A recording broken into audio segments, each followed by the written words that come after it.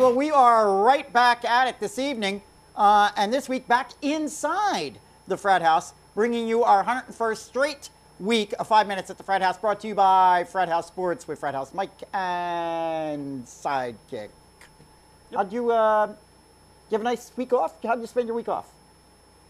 It was actually really nice because I didn't train for the week. There you go. You know, a lot of family time stuff. You know. Yeah. Let's see. We're letting the viewers in a little bit. Now, they didn't know we had a week off, but we actually haven't.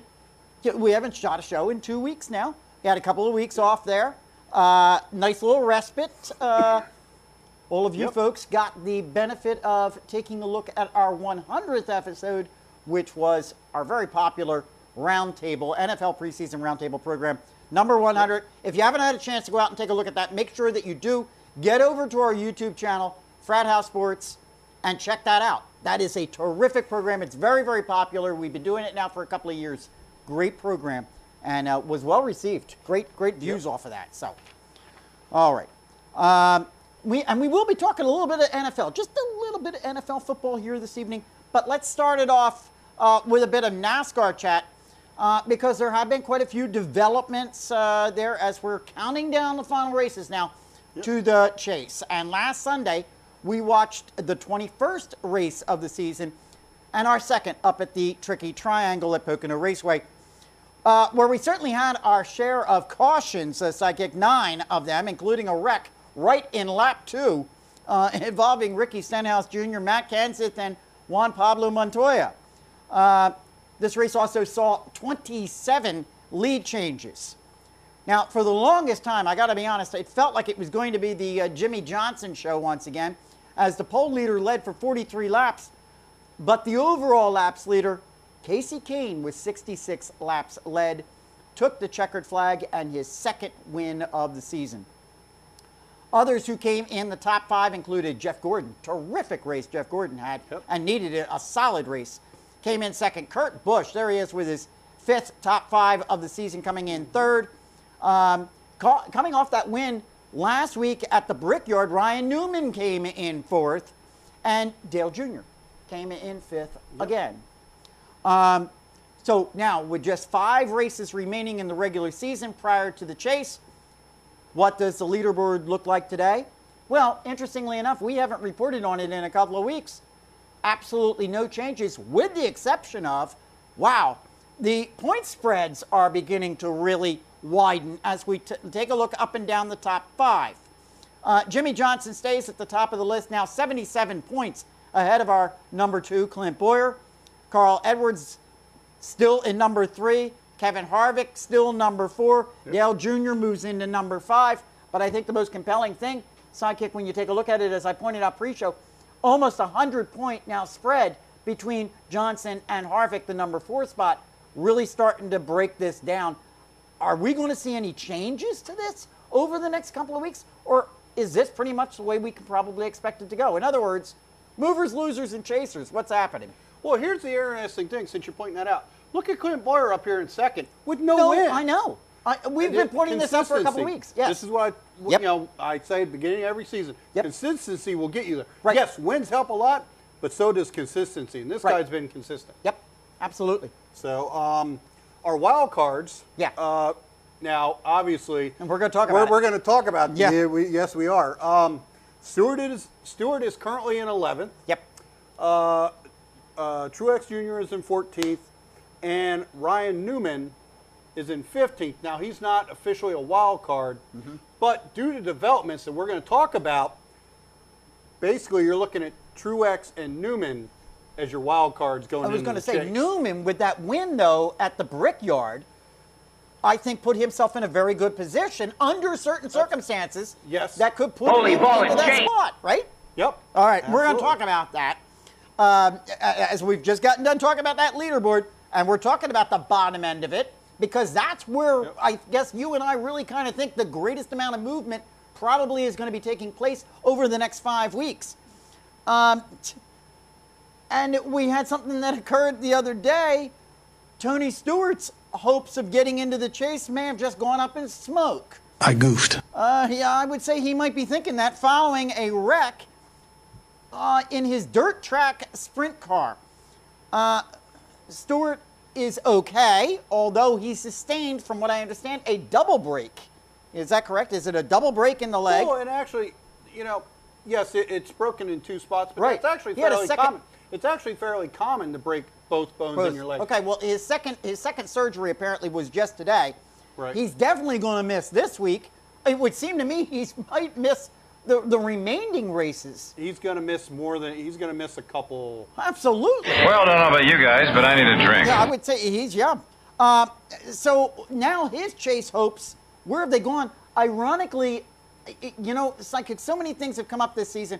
Ironically, if I feel again like here we are, we're ahead of the curve on numerous issues, including this one, as we have discussed before, circumstances of professional drivers moonlighting by racing in other vehicles and lower circuits.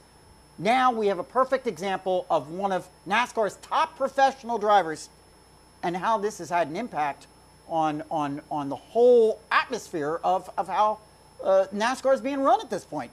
Thoughts on this one? Well, I mean, this is Tony Stewart. Oh, I know. Tony Stewart lives the race.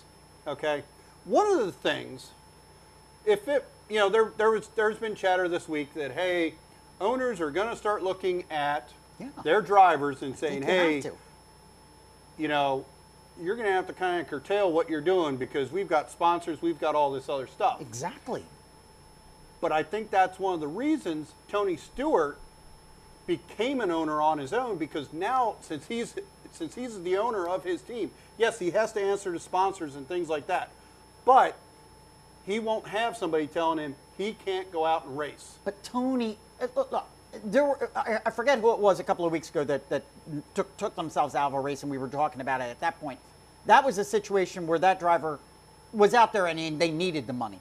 They needed, they were actually looking to get a paycheck. Tony Stewart doesn't need to be doing this. Well, I actually can argue the other. Go ahead. I think we need Tony Stewart doing this. Because Tony Stewart, okay, first of all, Tony owns Eldora Speedway. Right. Okay, which is a dirt track, right. Which, we talk, you hear about that race every year. Right. He also is the co-owner for Paducah International Raceway in Kentucky, and he is a co-owner with the Wallaces on Macon Speedway in Macon, Illinois. Mm-hmm. Okay. It's good to have Tony Stewart as the ambassador out doing these sprint car things. I understand that because it's drawing the fans in. You're getting the gate. I got all that. It's bringing a whole new generation of racing fans into a local market, a small market. I got all that. You're right. But I mean, if I'm a real Tony Stewart fan, okay, and I root for the guy every single year, I'm going to be honest with you. I'm a little bit ticked off at him right now. You did not need to do this. We have talked about Stewart for the past couple of weeks, saying this is his time of year. This is when he shines. This is when you can see the guy really get into the chase. And it looked like he was about to do that. Right. And, to me, this is just folly. I mean, really, it's folly. And that's kind of where I come down on it. At this point now, Stewart Haas has had to go on and get a replacement for his car. Correct. And we've got Max Pappas will be sitting in this weekend. Right. I haven't heard, as of yesterday, I haven't heard if they have any plan for who's driving the car past Watkins Glen. Okay, so he's simply, at this point right now, he's simply on the roster for Watkins Glen. Yes. Now, he's a former IndyCar, if I'm not mistaken, correct? Does he have any NASCAR experience? Okay. He's got a little bit. Max Pappas has been one of the roadside ringers, like your Boris Seds and your Fellows and stuff like that. So this is actually a great pick to go for into this Tony's particular car, race, right? Because normally he's riding in underfunded cars and stuff like that. Mm-hmm. He's brought in, like I said, he's a ringer. As a ringer, to somebody, one of the greenhorns that are rookies that's not real good on the road courses. They'll throw this guy in for the race. Mm-hmm.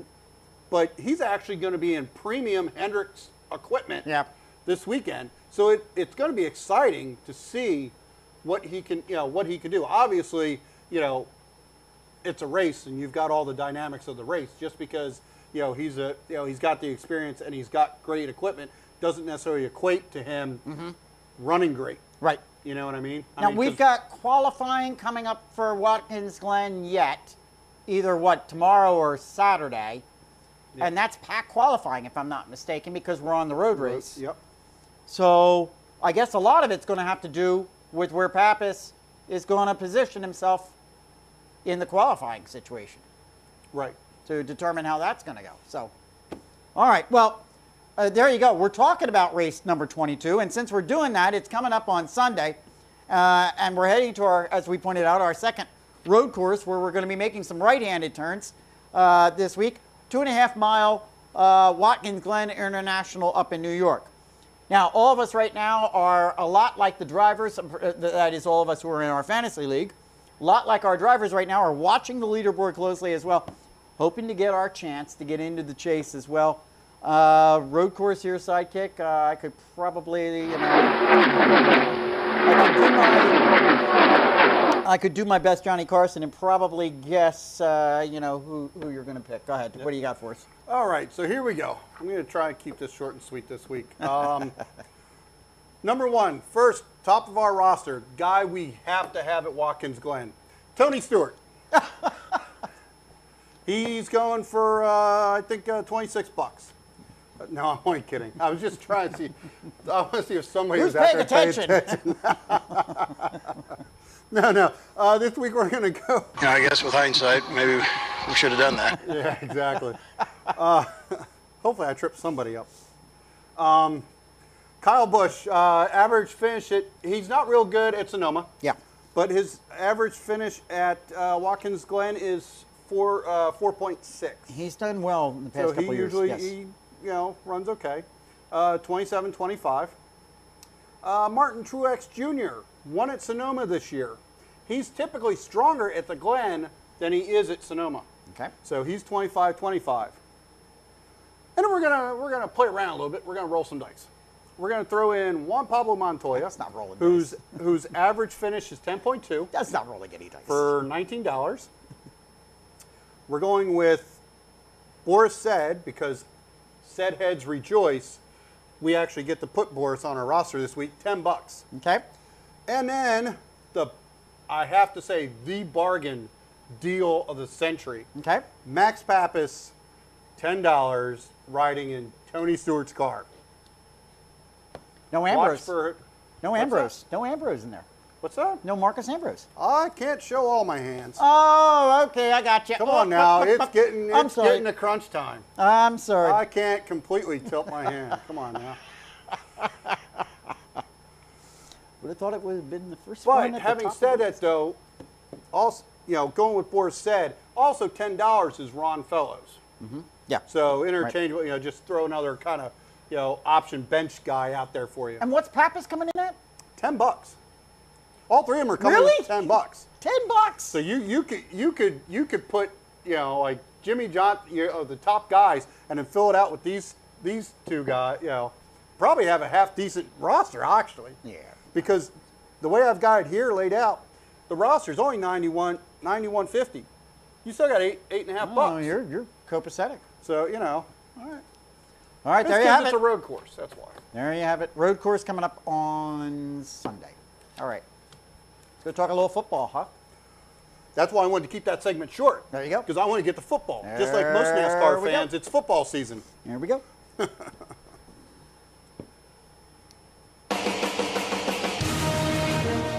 And now, 4 minutes of football. Oh, there you got it. Yes, indeed. Isn't that? That's a beautiful sound, isn't it? Oh, yes. Many thanks to our buddy Jim Williams for that one. Listen, we're going to introduce here a new segment this evening that we're going to carry right on through the entire NFL season. And basically, here's the gist of it. Sidekick and I are going to be bringing different issues of any nature. It can be about any team, any player, any event that happens in football during the course of the week, anything at all. But we've got exactly 4 minutes to talk about it. That's it, 4 minutes, and we will be being timed starting now. Hall of Fame game this past Sunday. Now, we've already talked about it. Well, we talked about it pre-show a little bit. I sat and I watched it. Got a question for you. Is this a joke game like the Pro Bowl? Or has the All-Star game kind of become a cute tradition that we just got to open up with? What's your thinking? Lame. Lame. Lame. That's in my notes. Lame. Hall of Fame. You game. know, the Hall of Fame game is what? The fifth game for a preseason team. So it's an extra game. I mean, And then when in this I'll particular give you- game, Tony Romo didn't even take a snap. That's what I'm saying. You know, it's a preseason game. It really doesn't mean anything. Do you think it besmirches in some respects Canton? I mean, by even holding it. I don't know.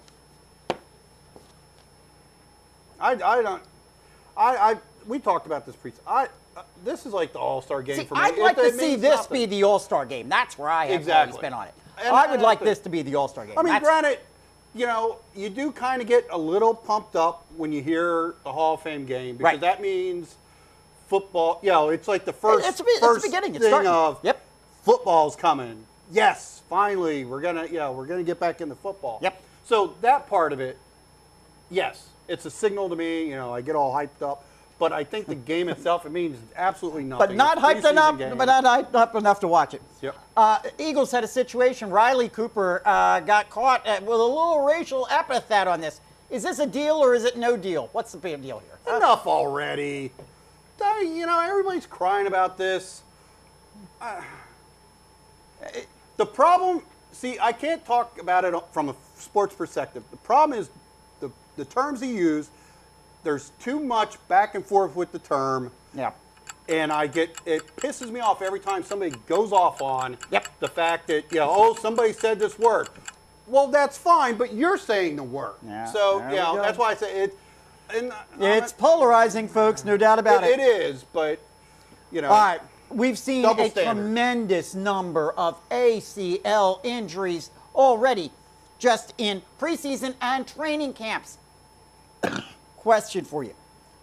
Might this be the result of the fact that these coaches have their hands tied in many respects by this CBA, which puts all kinds of restrictions on them on how training camps are allowed to go, when they're allowed to put pads on, when they're allowed to make contact? I don't recall this in the past. Could this be a manifestation of something like that? Yeah, this has happened in such a quick span of time. Yeah. I mean, literally in the past week. Yep. We've run down the list. Balaga from the Packers, Macklin from the Eagles, Yep. Copen from the Broncos, Culver from the Niners, Alexander from the Chargers, Aurelius Ben from The Eagles. Morgan from the Saints, and there's a couple other players that Yep, were hurt that were missing, early, right. I'm wondering whether it's I don't- associated with training. Well, obviously, it has to be associated with training. I mean, they're getting hurt in training because something's not being done, obviously. Right. They're not in pads right now. You know what I mean? Chip Kelly's going to the extent of So- saying he wants the turf inspected down at the training facility for the Eagles. So, I don't think it's that. I think it's that these guys are either coming in unprepared or while they're there, we've got to treat them with kid gloves. That's where I'm coming down on. Well, if you look at, from a training, from a personal trainer or training perspective, Right. at these injuries, there's obviously something they're not probably Something's not doing. right. Either, like you said, they're coming in not in Yeah, the right say- condition, say- and they're going full speed, or there's something else going on because there's no real contact. No, there isn't. Well, there's no way. And I was going to ask, what do you think the over/under is on that we could possibly keep this to 4 minutes, over the course of the next 24 weeks? Real quick, we've got 6 preseason games tonight. Are you watching any of them? How about those Rams, huh? I don't think it's gonna be on, but I'm gonna try and DVR the play because I want to see. You want the spreads on good, these? How good we're. I got the spreads on. No, get out of here. I'm not giving the spreads on these games. I'm just curious just to see what. I mean, it's pretty. all right, we know what it means. It means absolutely nothing. Cleveland. But I'm just curious. Cleveland is actually favored by 3.5 over your Rams. Okay, you're killing me with this. Cleveland is favored. Baltimore at Tampa Bay tonight. Tampa Bay is a favorite by 3. Cincinnati at Atlanta. Atlanta is favored by 2.5. If you run down the list of all the games, every home team is favored. That's the way it goes. Okay. I'm just curious. This is ludicrous. Some early. It's just some early procrastination. Spreads to on see. on the first pre. Well, Listen, we're not going to leave football just yet. We're going to go over and take a look at our Frat House Facebook posts of the week this week. The posts that got the most activity, most views, and it should be getting the most views. is a viral video that was just released, actually, I believe yesterday, of Peyton Manning and Eli Manning teaming up together to do their 3-minute commercial rap advertisement. I believe it's for DirecTV, for a DirecTV app, allowing folks to get NFL football on their cell phones. Yep, we've got it. It is absolutely hysterical, and it's a must-see. You got to see this video. I think Peyton has always been an amusing sort anyhow, and he's very good in front of a camera, particularly in this type of environment. Now, if you haven't seen it, you can get it. It's embedded in all kinds of articles and blog sites all over the place. But if you just go to our Frat House Sports Facebook page, you'll get the actual YouTube video. You won't have to go through any of the article embedded stuff. Yeah. You get the whole video right there. So check over. Yeah, exactly. You won't get all the pop-ups and all that other nonsense, right? And all that stuff. All right. So there you have it. There's our 4 minutes of football. We'll try to keep that one. We'll try to trim that one down just a little bit and try to see if we can keep it within 4 minutes next week. Real quick. Yeah. You know, because we have to draw this out. When you listen to this, do you watch Saturday Night Live at all? Yeah. Have you seen the Lonely Island, the music skits? Couldn't say I have. I mean, maybe I have, but I don't. I want to say, this sounds just like it was written by those Lonely Island guys that do those music skits on Saturday Night Live. It sounds just like it. Hilarious. This is hysterical, folks. Get over to our Frat House. Yeah, we're not big page fans of the Mannings necessarily, but this video is hilarious. Peyton has always been good. You remember those old ads years ago with Peyton and Eli together? You know, I don't know. I think they're funny. Okay, yeah. I see you. All right, let's go take a look at another sport that is got about 7 weeks left to it, and that's Major League Baseball. Trading deadlines now have passed. We're now in early August. As I just pointed out, we're about 7 weeks, that's it, remaining in the baseball season. And so now the playoff picture is starting to come a little bit more into focus, I guess. And having said that, let's go take a look at our division leaders. Over in the American League, Boston Red Sox are still 2.5 games ahead of the Tampa Bay Rays. In the Central, the Detroit Tigers have now extended their lead over the Cleveland Indians by 6 games. Woof. And in the West, the Oakland A's are a mere percentage point, and in fact, for all intent and purpose, are tied in front of the Texas Rangers. In the National League, oh man. What the hell? The Atlanta Braves are now a staggering 15.5 games in front of the Washington Nationals. See ya. Oh my goodness. Talk about checking out. Wow. In the Central, the Pittsburgh Pirates have gone ahead of your St. Louis Cardinals by 3 games. Yep. And in the West, the LA Dodgers have extended their lead over the Diamondbacks now by 5 games. This, however, is not the big story in Major League Baseball this week. The big story came down on Monday. The big story? Yeah, it came down on Monday, and we know it. Major League Baseball. Like I picked the wrong week to quit amphetamines. Well, they had been, we've heard the rumors for weeks and weeks and weeks, now months really, about the whole situation with how many players were listed on the biogenesis report, how many potentially were implicated in using PEDs as a result of distribution by the Biogenesis Clinic in Miami. And Major League Baseball spoke on Monday. In fact, levying suspensions to 12 players across the league for 50 games, affecting a number of different teams, at least 2 or 3 of them that are in playoff contention. Johnny Peralta is a big effect. Nelson Cruz having a big effect on that particular team as well. The big one, however, was Alex Rodriguez. Alex Rodriguez apparently was, Major League Baseball said, you were suspended for not only the 50 games that the others got, but also all of 2014, which would be another 162 games all of next season, for a total of about 211 games. Alex Rodriguez immediately appealed that. He was the only one of the 13 that has. Thoughts on this one, Psychic? Where you at? And I'm not asking specifically about A-Rod. What do you think about the whole thing?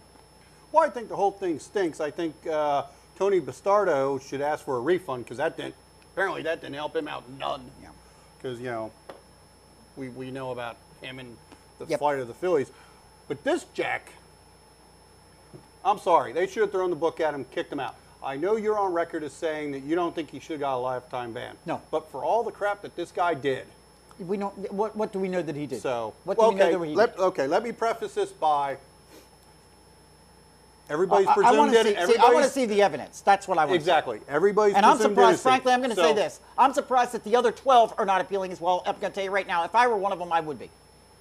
Well, obviously they're more privy to stuff than we are. Obviously. And they may know that they're kind of dead to rights. Correct. Whereas I don't care how dead to rights this guy is, he's going to appeal it anyway, just because he, But if it comes out that he was using, was recruiting, destroyed evidence, he should be banned for life. Okay. All right. Well, obstruction, I would say, yeah, obstruction probably would be the reason that I would ban for life. Well, and that's basically my thing. It's one thing if he got caught using again, that's fine. Give him whatever the second thing is, the second offense. See, I'm also on record saying this. I think that these suspensions are a joke by Major League Baseball. From this perspective, there are only 2 or 3 players of the 12 that are accepting it that, in fact, will have any impact whatsoever on playoff contending teams. All the rest, they just get themselves an early winter vacation, go on home. Yes, they'll lose a little bit of money, but guess what? They get welcomed right back into training camps in March. Yep. This is a joke. There had been a lot of rumor that, in fact, Major League Baseball was going to wait on this until the beginning of next season. And I think that would have been more appropriate because every single one of those players potentially could have had an impact on their own respective teams. Now, in the most cases, it does not.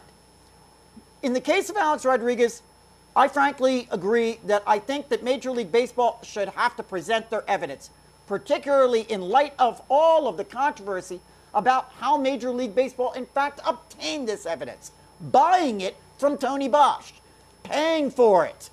That right there, in a court of law, in a regular court of law, would bring suspicion to evidence. Anytime you have to pay for it. So there's where I stand on it. Now, I frankly think that Alex Rodriguez is, I'm certain he is guilty of using performance enhancement drugs. I'm certain of that. But to give a lifetime ban for that, I think, is extreme. There have been very, very few lifetime bans in the modern era of baseball. Very few, if you go and take a look at it. And a couple of those. There have.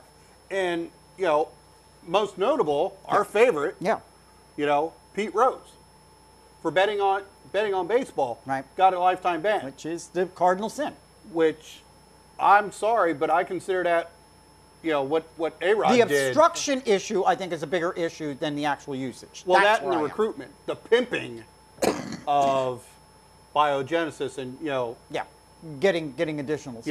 Like I said, if it was just an open, like the others, if it was just an open and shut, hey,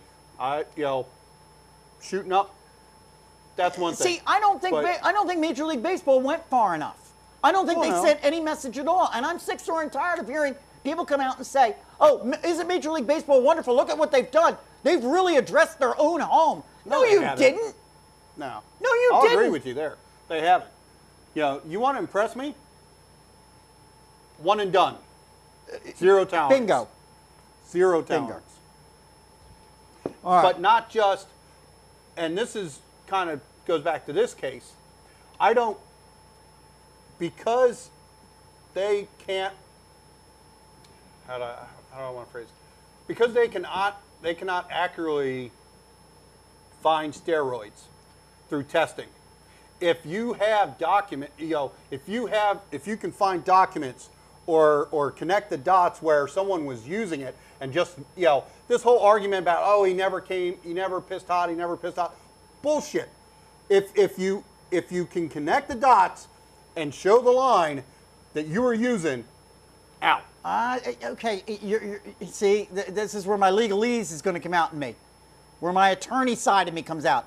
Because as I pointed out on Jim's Touch 'em All program the other day. Oh, I know, I listened to it today. Okay, with the exception of the Lance Armstrong case, this is the first time in sports where, in fact, we do not have evidence. We do not have a drug test being failed You have evidentiary knowledge that there was usage going on, but you don't have it dead on. You don't have something substantive in your hand. And I think that raises a rather interesting ethical issue when you don't have that. That's just my personal opinion on it. But, all right, let's move on because we do have a couple other things. We'll get back. It's time again for Frat House Mike's Screwball Story. We're going to talk PEDs again, I'm sure of that. We've talked about so many other issues, though, in sports this evening, but we wanted to make sure we got at least a few screwy stories in this week. So a little bit shorter than normal, but nonetheless always enjoying. We haven't brought up the Miami Marlins in a few weeks, and I felt that, well, frankly, I felt that some congratulations were in order. Absolutely. As things are not quite as bad for the club and their fans. It was reported last week by the Miami Herald that when Jeffrey Loria was complaining years ago that the reason fans were not coming to the ballpark was because of the ballpark, the old Sun Life Stadium, and then he ultimately used that reasoning to hold the community up to building the new Marlins park, which opened last season. Those were his reasons that he gave. People weren't coming. And he, not to steal your thunder, but they came true. I was just going to say it as much as I hate to admit it. He was Obviously, right. Loria was correct.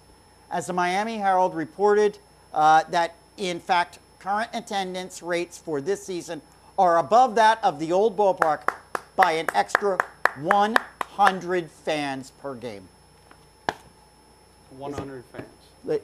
You know, Jeff, I'm sorry I ever doubted You Look, are a look, they're all meathead. right in here. Dead too. from the neck up. Look, you can count them. You can count the 100 fans right there. Okay, they're there. Or was it the standing room tickets up here? Well, I don't know. There might be 100 people up there. Yeah. By that god Yeah, awful there could thing be. up there. There could be. Whatever It's easy that to is. count them though because there's so many empty seats. Yeah. All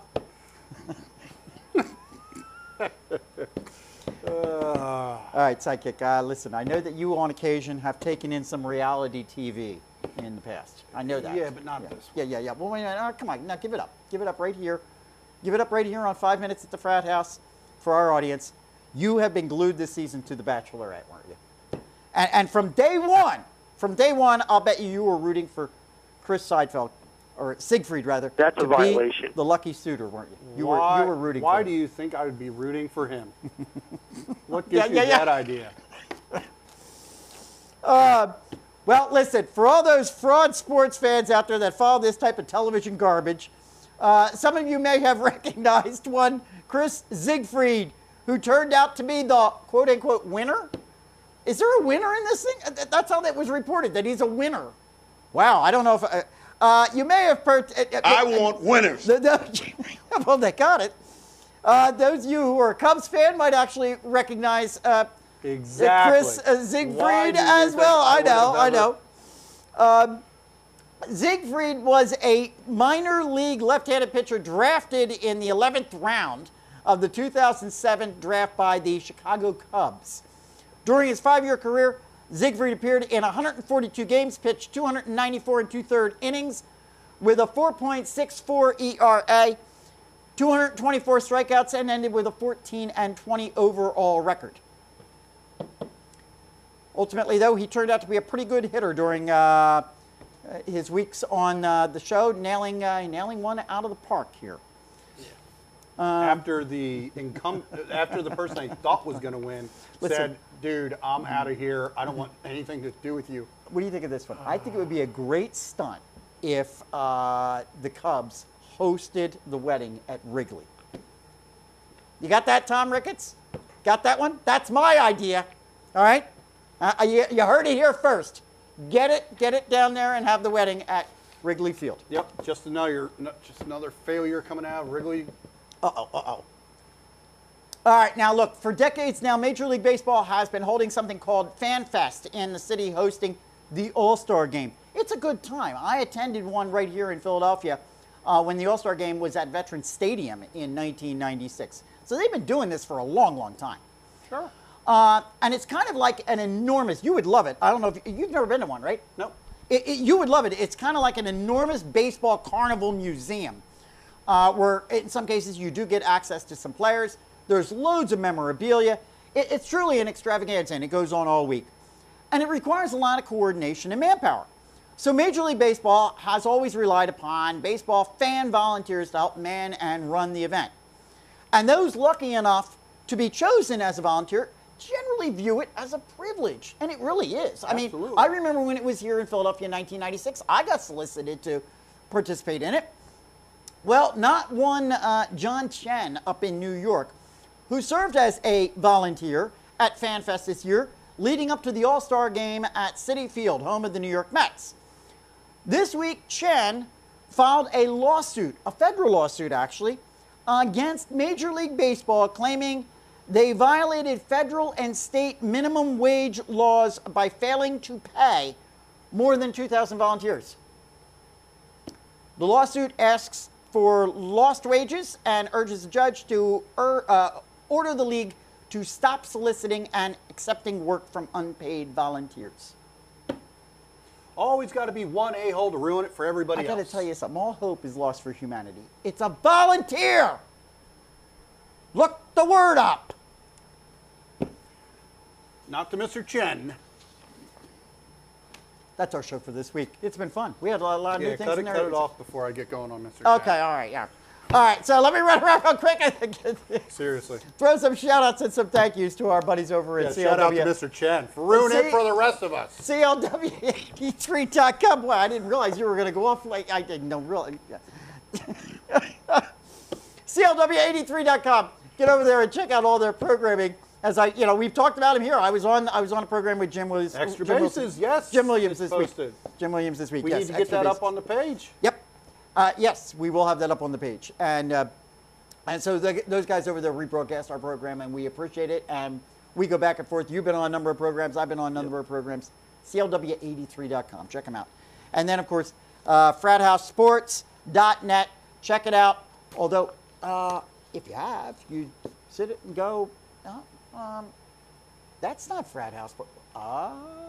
It's coming. All kinds of new things coming to you as we move forward and closer and closer and closer to our second anniversary show just 4 weeks from tonight. 4 weeks from tonight, number 105. And big celebrations coming that night and big announcements. So you want to be checking that out. Free shots for everybody. All righty. Yes, on you. There you go. No, not on me. Oh. I will be Never paying mind. for the shots. Never, yes. Oh, you just heard it there. Wearing the shot. You heard it there. Wearing the shot. All righty. All right. Well, before we get to that point, though, there's one more thing I need you to do. Oops. You know what it is. You got to keep us real. You got to keep us live. You got to keep us going. We'll see you next week. Take care. All right. So, I got a question for you. I mean, did you watch that Hall of Fame game the other night? Nope. Why? True Blood. What? Vampire porn. Wait a minute. Hold on a moment. Hold on. You didn't watch the Hall of Fame game for some dumbass show? For vampire sex. You got it. Vampire What? porn. Yep. That's a violation. It was the Cowboys. Come on. Are you kidding me? I could care less It's the about. Hall of Fame game. And We run a sports show. it's like the All-Star game. Oh my gosh.